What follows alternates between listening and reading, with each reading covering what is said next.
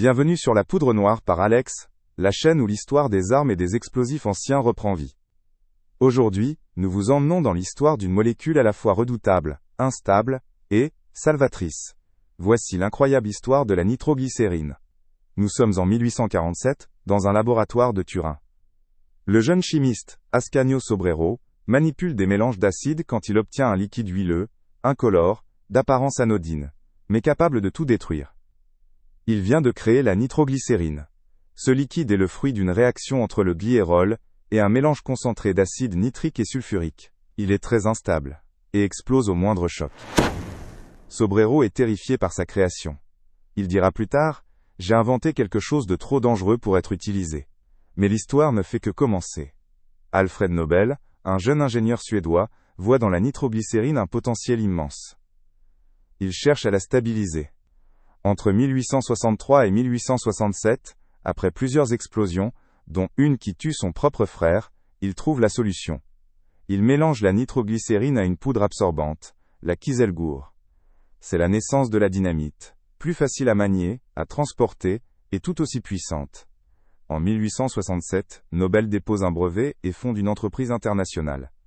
Il deviendra multimillionnaire, et plus tard, fondateur du prix Nobel de la paix. Ironique ? Peut-être. Historique ? Certainement. La nitroglycérine et ses dérivés propulsent l'humanité dans l'ère industrielle.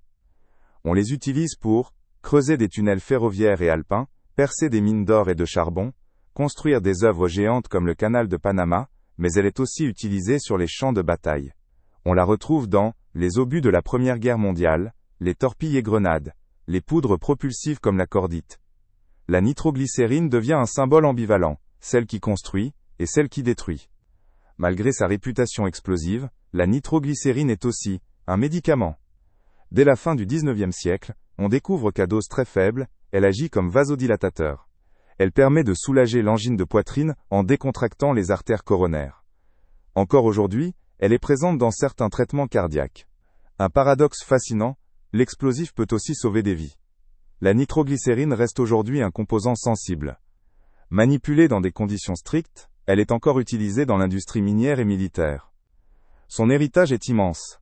Elle a permis les plus grands chantiers du XIXe siècle. Elle a inspiré la chimie moderne des explosifs. Elle a changé notre rapport à la destruction et à la technologie. La nitroglycérine, c'est l'histoire d'une molécule instable devenue maîtresse du feu, de l'acier et du souffle. Un explosif qui a modelé les montagnes, les champs de bataille, et même les cœurs humains. Et vous ? Saviez-vous que cette substance explosive était aussi un médicament ? Partagez votre réaction en commentaire. Pour ne rien rater des histoires les plus explosives de l'histoire, abonnez-vous à la poudre noire par Alex. Merci d'avoir regardé. Et à très bientôt pour une nouvelle détonation historique.